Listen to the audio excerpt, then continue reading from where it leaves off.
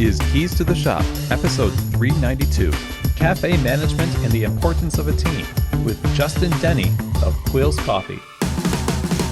Well, hey everybody, and welcome to another episode of Keys to the Shop, where we give you insights, inspiration, and the tools you need to grow as a coffee service professional. My name is Chris DiFirio, and I'm your host for the show.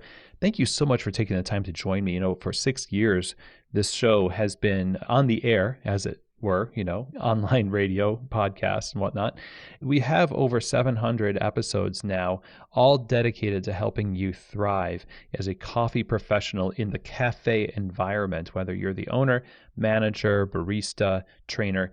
There's something for you in the past episodes of Keys to the Shop, and that's what this show is all about, actually giving you keys to success, keys to the shop. And so it'd be great if you'd subscribe to the show, because there's always new content coming out every month. You'll be up to date when you do that. Also, share these episodes around. Share Keys to the Shop with your friends and with your social groups. That would really help the show out a lot. And if you love Keys to the Shop and what we do, give us a 5-star rating on Apple Podcasts. That would be awesome. Now, Keys to the Shop is more than just a coffee podcast. It's also a consulting company helping coffee entrepreneurs start their coffee shops on the right foot and with a great foundation. Or those of you who already have coffee shops who want to elevate your operations, you want to scale responsibly, you want to solve some problems and just generally refine and take things to the next level. Working with Keys to the Shop Consulting one-on-one through coaching and on-site training and assessment for your cafe is a great way to get clarity and build a thriving coffee business. I'd love to have a conversation with you about what it would look like for you to work with Keys to the Shop Consulting. Go ahead and email me, chris@keystotheshop.com. Let's set up a free discovery call and talk all about what you've got going on and how Keys to the Shop Consulting can help you. Again, the email for Keys to the Shop Consulting, chris@keystotheshop.com. Now, with my clients, one of the things we always talk about is equipment. Of course, when you're starting a coffee shop or you're scaling a coffee shop, you want to make sure you're getting the right equipment. And for many people, their idea is, how do we get the best quality for the coffee that we're using? And one of the best ways to do that is to find out who is really taking things up a notch in the industry, who is innovating and creating pathways to express coffee in its best possible light. And I truly believe that the company doing this better than anyone out there is Ground Control. The Ground Control Cyclops brewer from Voga Coffee is absolutely revolutionizing the way we can extract coffee in a batch brew context. Its SCA award-winning technology gives you access to a range of flavors that a traditional batch brewing just can't unlock for you. And that really is a game changer in terms of what your customers can expect from your coffee. But it also makes tea, batch diced lattes, batch cold brew. So the extraction potential of this machine opens up a lot of profitability opportunities for your cafe at the same time. Check them out over at groundcontrol.coffee. Let them know you heard about them from Keys to the Shop.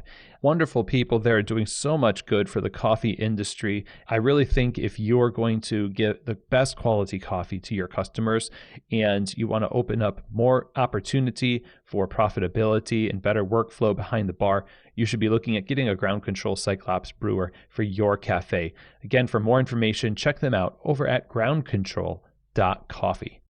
Now, this era in specialty coffee is not just one of technological innovation in terms of equipment, but it's also one of options in terms of what specialty coffee offers to their customers based on their preferences. Plant-based beverages being one of the main things that you can identify as just this embarrassment of riches, really, in terms of options that you have. Now, you have so many options out there to serve your customers plant-based products, but I really think you need to go with a company that has been the trendsetter and the biggest supporter of the specialty coffee industry for a very long time. And of course, this is the Barista series from Pacific. The Barista series was designed for baristas and is tested by some of the best baristas in the world. So anything that you use from their lineup is going to stand up to the heat from steaming.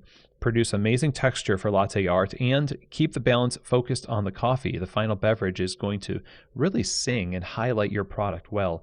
And this is all by design, of course. They care about the industry. They want to serve you through these products. Check them out over at pacificfoodservice.com and get the Barista Series samples in your store. Try it for yourself and see what I'm talking about. I think you're really going to love them. Again, if you're looking to serve the best plant-based beverages in your coffee shop, then I think you need to be serving the Barista Series from Pacific. Okay, everybody. Well, today I'm excited to talk about management and talk about work in the cafe. I've long said this on the show. Management is, I think, probably the most important position in the coffee shop. Those of you who are owners out there, if you have managers in your shop, boy, I so encourage you, take care of them, resource them, set them up to win, because that sets everybody up to win. And a good manager, wow, it just makes a place sing. And I'm thankful today to talk to such a manager about their journey into the coffee industry and into the role of management and the things that he has learned in the process of doing this that are important to successfully executing, serving customers, and serving his staff. We're talking with Justin Denny, who is the manager for Quills Coffee in Indianapolis, Indiana.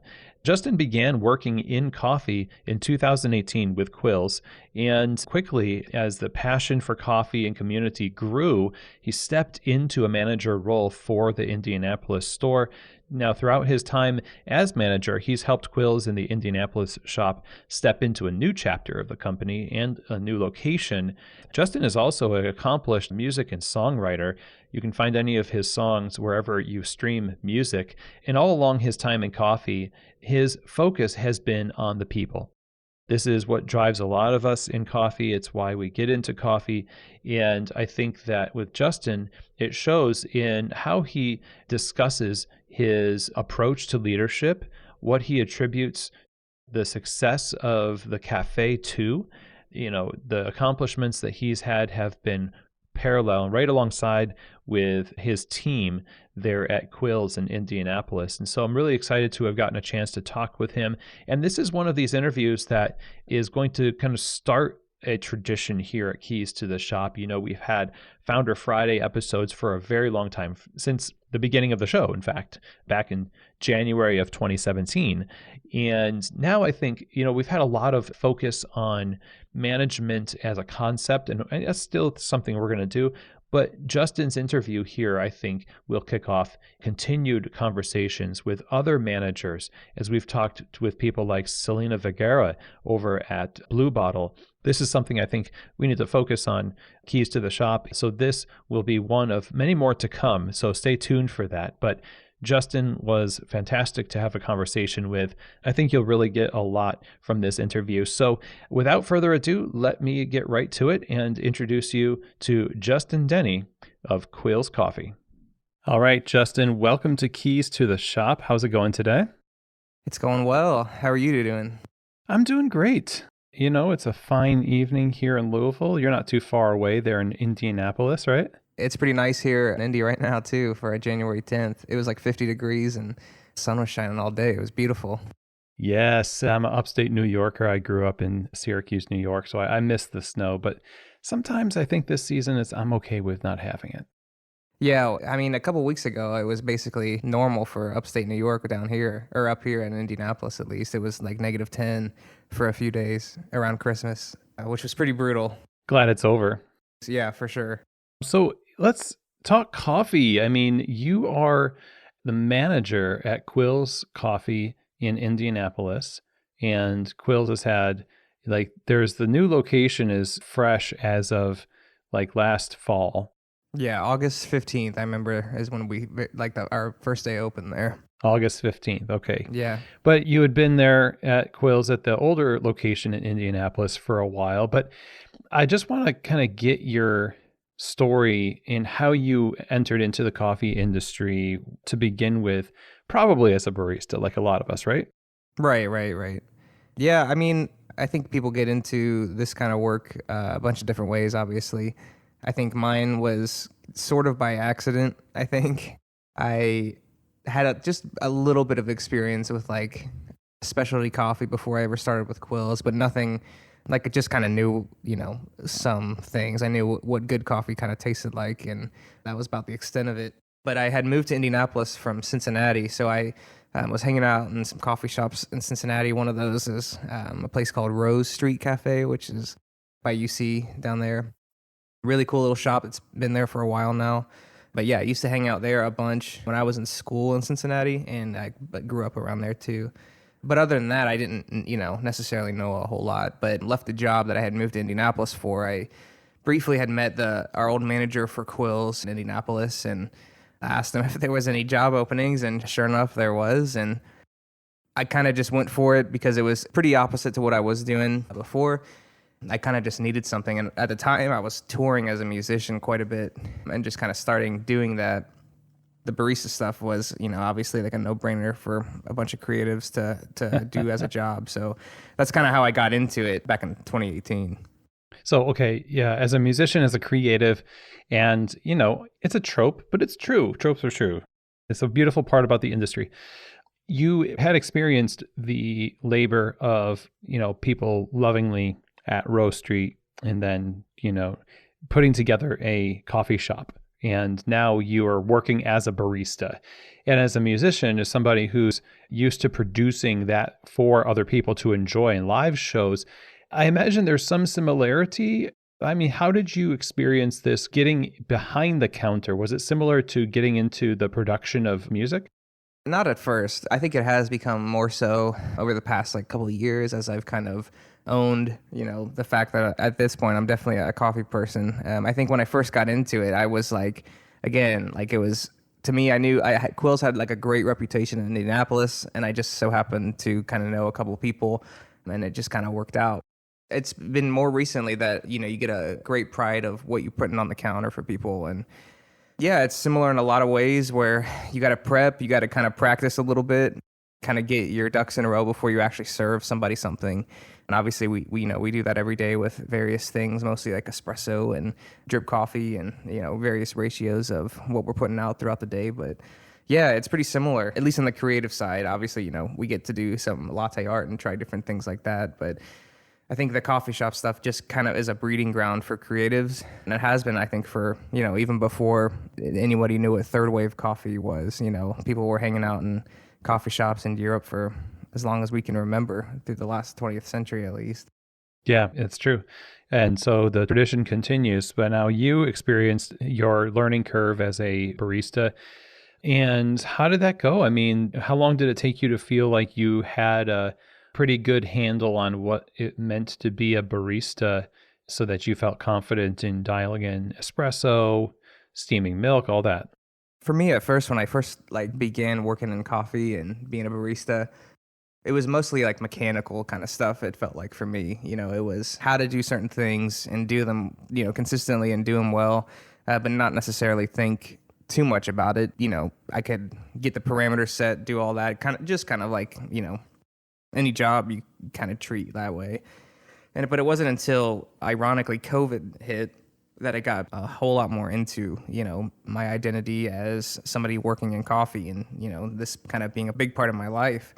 It took me a while to reckon with that because, again, like I said, I was, touring, and it was just kind of the obvious choice for me to work in coffee alongside that. And that at the time, back in 2018 and 19, that was kind of my goal, was to keep touring as a musician and eventually kind of be able to make that my thing. And then 2020 kind of obviously put a stop to that because I was just getting started at the time. And so that left me a lot of time to kind of figure out what I wanted to do. And, obviously years later, I'm still here. When you put it that way, you say years later, I'm still here. Things happened between those times where obviously you started taking things more seriously than simply rolling into a coffee shop and, passively going about your business. So, how did you start to take a little bit more control over the way you showed up for the work in the cafe? I think a big part of it for me was just kind of environment, I guess. I think there was a time working in coffee where it felt like it was just utility, it was just something I had to do and something that I found myself in. But it became once I got some time to stop and kind of figure out things, I guess almost 3 years ago now, that I realized that, this is a big part of my life. And I absolutely love setting a great environment for a coffee shop. It's a great place. It's a unique place for people to come and hang out and do various things throughout the day, whether that's actually talk to somebody in there or, do some work or something. It's a pretty unique kind of situation that we have. And after realizing that is when I started to kind of take it more seriously and realize that, man, we have such a cool, unique opportunity that, not a lot of people get to do, that we get to actually continue to create something that somebody almost immediately enjoys throughout the day. The main part of our job is giving folks drinks that taste great and kind of give them a little pep in their step. So I think it took that realization to kind of feel comfortable in what I was doing. And I mean, a big part of it too was, starting to manage the cafe. When I was able to start managing the cafe, I had to kind of ask myself if this is something I wanted to do. So it was kind of through that I really started to love. How did that come about, the management thing? It was kind of an interesting thing. It was fall of 2020. The manager that I knew, a friend of mine, was leaving to do something different. There was only a few of us working at the cafe at the time. And it just so happened that I was the one that they needed to do the job. Again, like I said, because 2020, at the beginning of it, I was ready to keep touring as a musician. And I got to do a tour right before COVID started in the middle of March. It was like middle of February. I was touring out west and stuff. So when the fall came rolling around, and I'm like, not necessarily sure what the plan is anymore, I figured why not go for it and kind of figure it out. So I kind of just jumped in from that point. And, it's been a fun little ride ever since then. We have such a great little team. We've had great people along the way. It's just been, a lot of fun. It's something that I didn't expect I would love, and, I think I'm decently good at. So, it's been a ride for sure. You've taken over as a manager, and how was that different than the barista work? And what was that like to take that on and now add another layer of developing competencies? And now you're responsible for people, which is different than being responsible for coffee. Yeah, I think honestly, in hindsight, it's easy to see, but at the time, I guess it wasn't. But I think this is something that I love more than anything, is being able to work with people and to, kind of facilitate and try to foster a good environment for people to feel comfortable in. And that was, that only took me being able to actually do the job to realize that was something that I really loved doing, was decently good at. So it was through all that, the coffee stuff, realizing what we get to do as a company, putting out a product is just, all that stuff kind of came along with it. What was the biggest challenge in general when you're motivated by what you get to do and the product that you get to create, these moments that you facilitate for people and caring for this great team? Everybody has like the strengths and we have our challenges. So when it comes to leadership in the cafe, what do you find is the most challenging aspect of that for you? The most challenging thing I think that I've kind of worked through is, I think with anybody stepping into leadership, either for the first time or, with just like a little experience doing something like that, I think you get a little bit of imposter syndrome. And for the longest time, because I kind of got into the coffee world on accident, didn't necessarily feel like I was always the most qualified person to be managing a shop for Quills. Because I even knew before I was that interested in coffee that Quills was, a super legitimate, great coffee roaster that was, I definitely knew of it because of Cincinnati. There was a shop there that had Quills for a long time, a place called Collective Espresso. So I kind of knew that this was like the real deal. And so I didn't necessarily feel like I, again, was the right person for the job, but it took me a little while to grow into it. And I think that's been a challenge, but I think now, at least looking back, I can see how much I've grown and just, really stepped into what it means to lead a few people and to interact with, the city and to serve great coffee consistently, But it feels good now. But at the time, there were some growing pains for sure.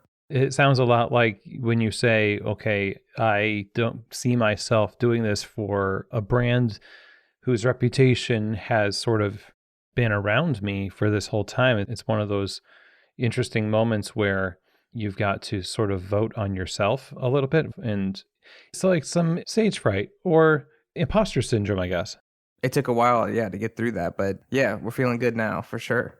How do you get over that? Is it just sheer exposure? I'm sure as a musician, there's times where you just feel like maybe you play a bunch of crowds, the crowds are relatively consistent size, but then one day you play a crowd and it's just like a giant show up, or a venue that you've really wanted to play and now you're doing it and you're like, why am I playing here?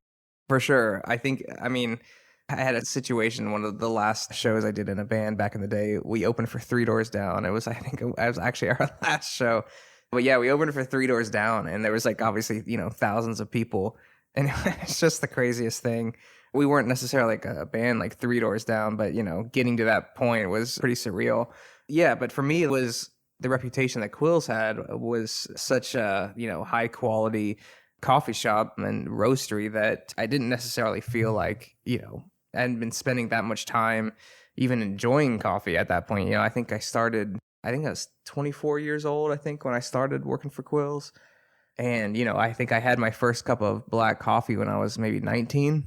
And so, that's not that much time to get to something like that, to go from just a cup of coffee, realistically, to working for a place like Quills. So I think over time, it's kind of been actual time that's passed. And I think that just getting really good people in our crew that really, are eager to help foster that environment that we are setting and to get passionate about the coffee. I think that that's helped along the way.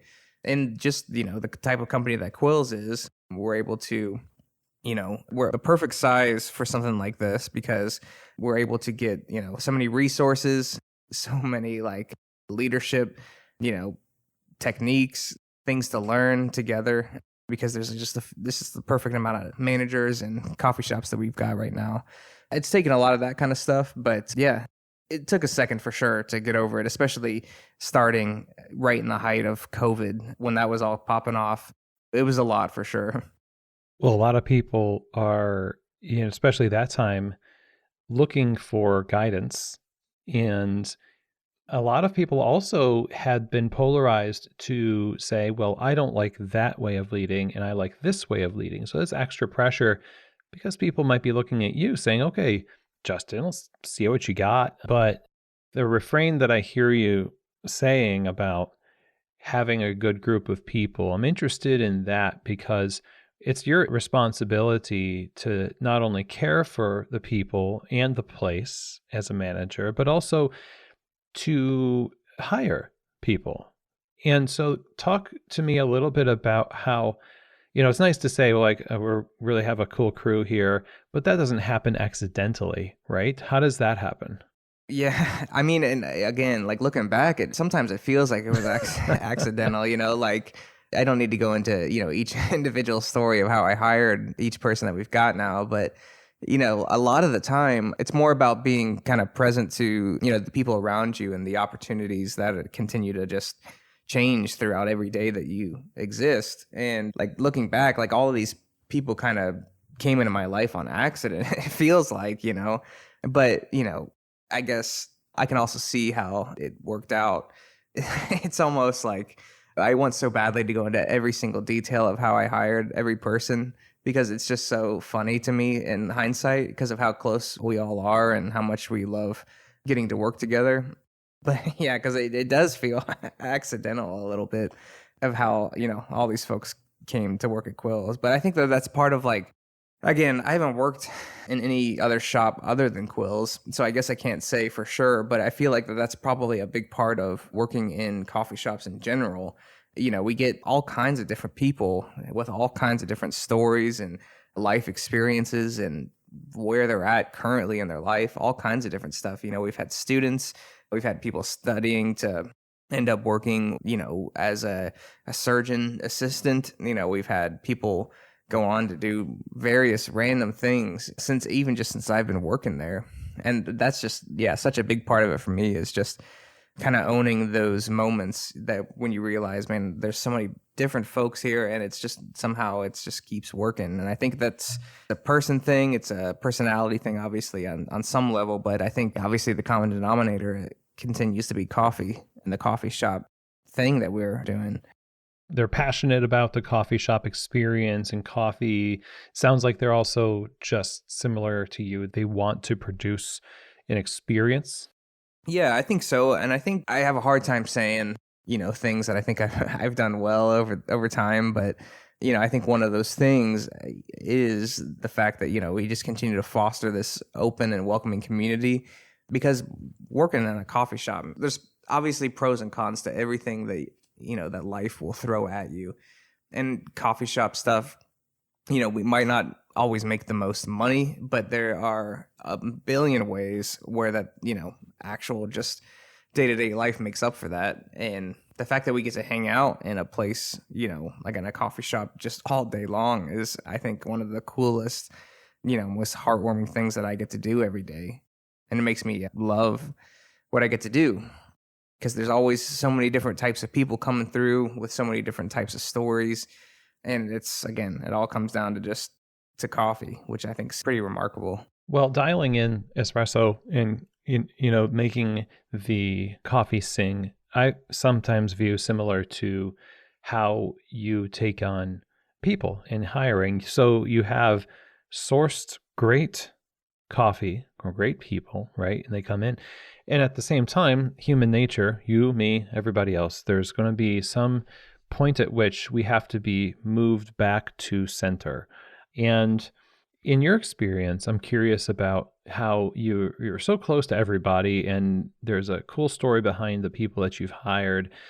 And sometimes it seems that when we get close to people in the bar, it makes it harder to I don't say lay down the law, but you do have to do that sometimes. And that's difficult to do. And I'm curious about how you overcome that difficulty when it really does come time to, sometimes it feels like we're stopping this part and we have to pick up this part. At least for me, and I've just always thought about stuff like that, how I'd want to how I'd want to receive it, I guess, if that was a thing.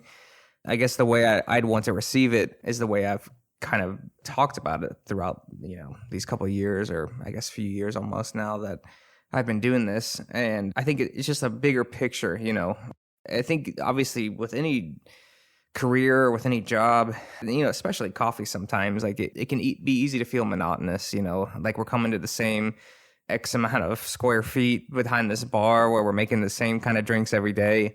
And you can easily get into a mindset that just, it feels like, okay, here we go, same thing. But it's in the moments, where you can actually kind of help folks see that there's a bigger picture, and that what we offer in a community is, I think something so unique. Just a place to be comfortable, and a place to feel welcome, and a place to feel at home just for a little bit and enjoy something that is great. And I think that that's a big part of, talking to baristas over the time, is just realizing, again, getting a little bit of perspective and seeing what it is that we're doing on a day-to-day basis, being able to set yourself outside of yourself for a second and watch what it is that we get to do. And I think that that's a big part of it. And almost always, that's a motivation for a great experience, because every day is a whole new thing. And I get excited. I know, like, every shift that I get to work behind bar, I get excited because you just never, it's such a unique experience. We just never know who we're going to get to talk to, get to serve coffee to, all of that kind of stuff. It's just, I think it's just a beautiful way to spend your day. Spoken like a true creative. So yeah.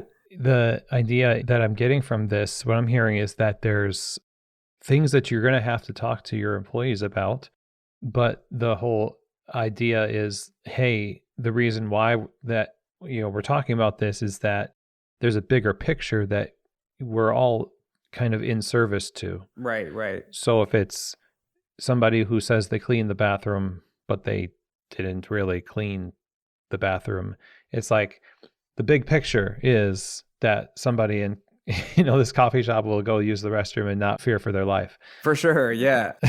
What I've told our crew, at least over the past, especially year, I guess, when it comes to, our relationships between each other, so there's me and I think 6 of us. So there's like 7 total of us. It's almost like we're like roommates sharing like an apartment or something.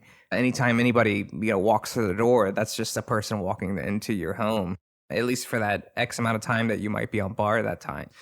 They see you hosting this place, and it's like your home. And so, yeah, when it comes to the kind of trivial stuff like bathrooms or, you name it, when it comes to the dirty work, I guess you could say, of doing stuff, like it's kind of cool for us too, because we just all started at this new spot. So we all kind of feel great ownership for this new place that we get to offer the community. I think that was a pretty cool experience for me to be able to be a part of.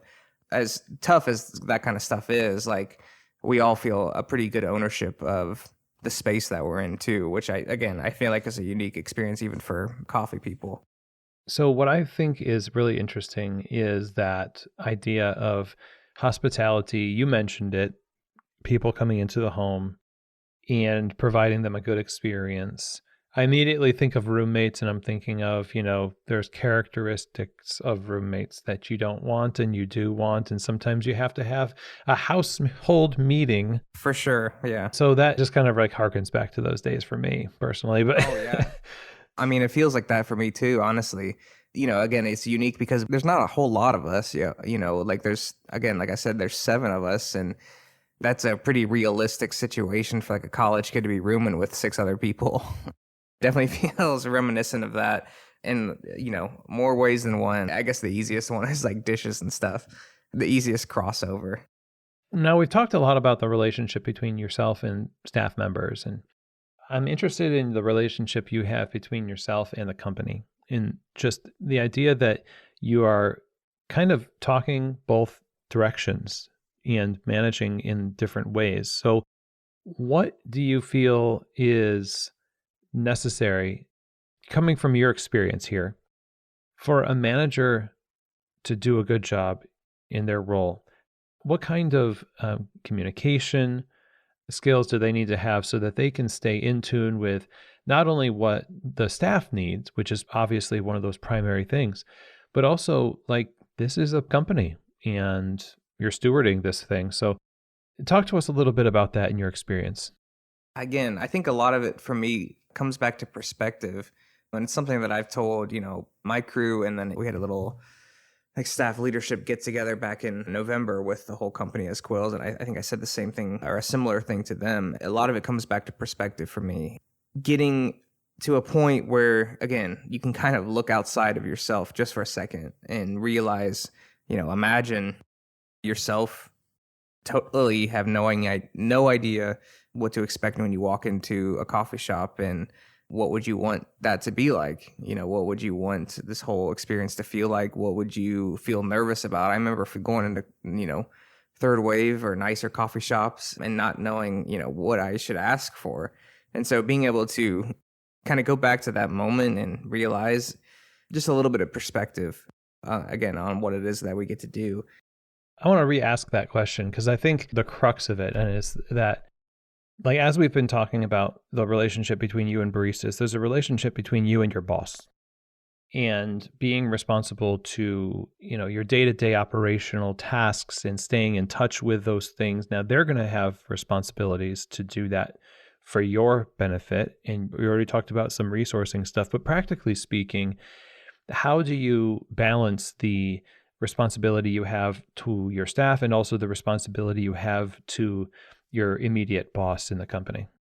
That's kind of definitely a thing to figure out over time, because with Quills specifically, we have such a unique situation where we're the only one outside of Louisville, which is, its own sort of thing. That's not necessarily, I guess, the most common situations to find yourself in. But yeah, so as long as I've been around, we've been the only one outside of the Louisville area. Figuring out how that works, I think we're probably the closest next largest city, I think, either us or Cincinnati, whichever one I guess comes closer. So it's not necessarily super far away, but it's taken time to really feel, I think for me, connected to the Quills as a whole. And I think this past year, beginning around this time last year, I've felt so much more connected to Quills as a company. And I think we've really come together in a lot of ways this past year. And being that kind of middleman, I guess, for folks in Indy and then folks in Louisville has been pretty cool and a really cool way to connect with all of them. It's easy to feel like you're out there in the middle of nowhere. Yeah, oh yeah. Yeah, for You know, sure. the HQ always gets the love, and that's inevitable. But you mentioned the difference that the last year make, and there's a lot of people out there listening, operators and owners, et cetera, who are curious about this, I think, because their expansions might bring them to neighboring towns where it's just far enough where they can't get out there all the time.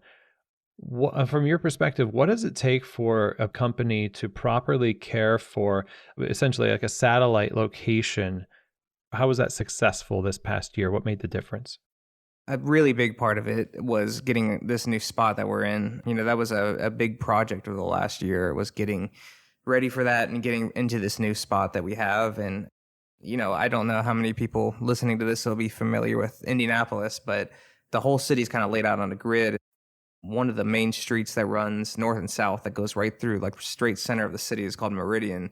Our new shop is right on Meridian. So even when I walk up, like in Indianapolis, there's the Monument Circle, which is like dead center in the middle of the city. And so even when we walk up to go into the shop, we could see this whole, beautiful downtown skyline and see the Monument Circle, which is pretty cool.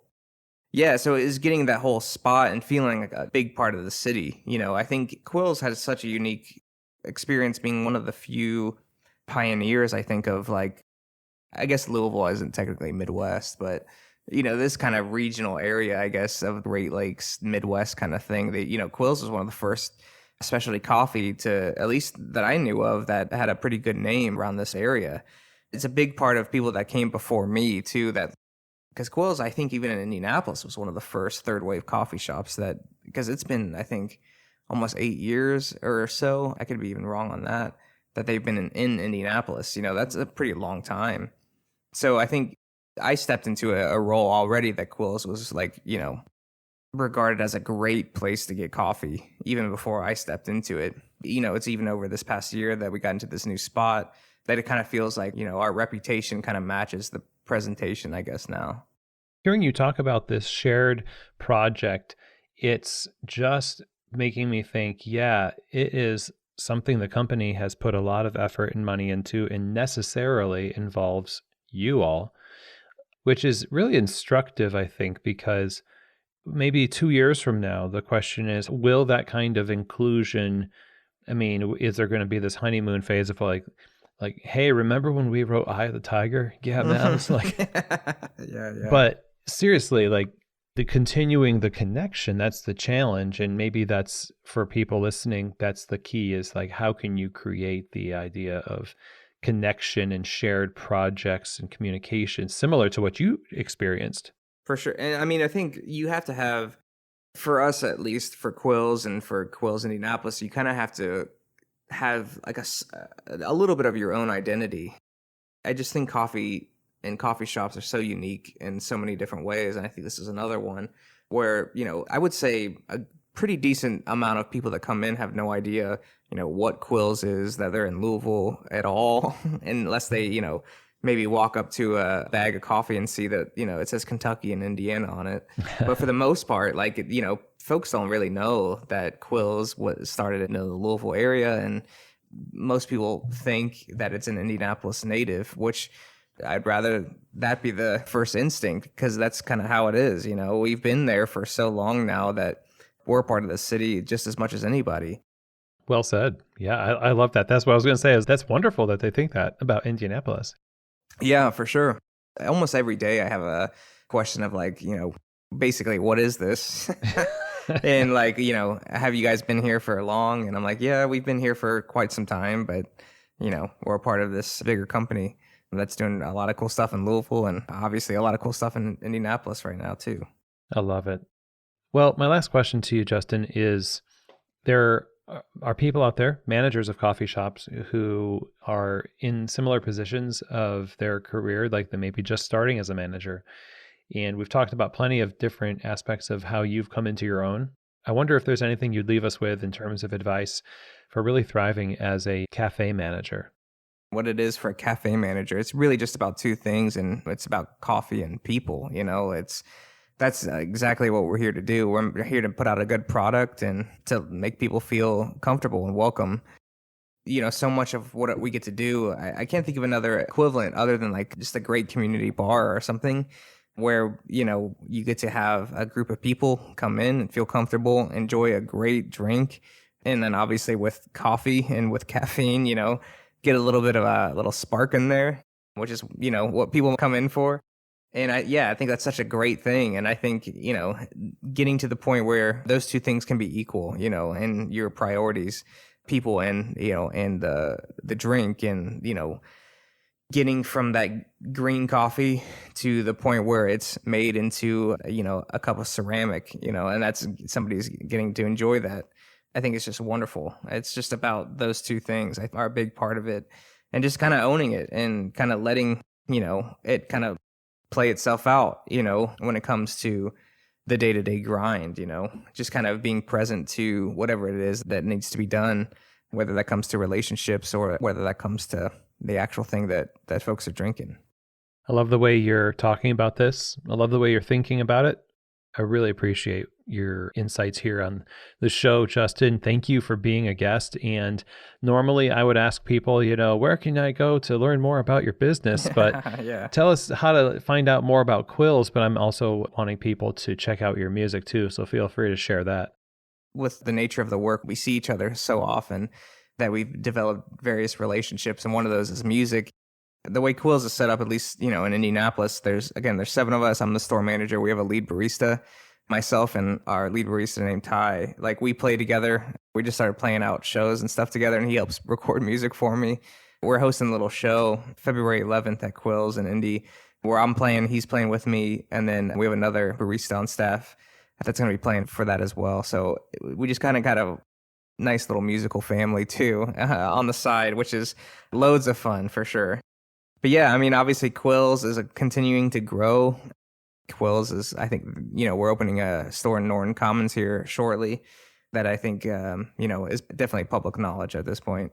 And then, yeah, I just put out, in terms of my music, I guess, I put out a couple songs at the beginning of December. I'm going to be putting out a couple more at the end of this month, probably. So you can go to quillscoffee.com, or Instagram is obviously a big communication for anything creative. So Quills Instagram is like a great part, which is just at Quills Coffee. And then my Instagram page is just at Justin Denny Music. So, Justin Duenne Music. You can find kind of info there, definitely on obviously Spotify, Apple Music, all that kind of stuff. But you can find Quills on their website again, Instagram, all that good stuff. All right. Thanks, Justin. I really appreciate your time. It was great to talk with you. Yeah, thank you. Thanks for having me. Okay, everybody. Well, I hope that you enjoyed that.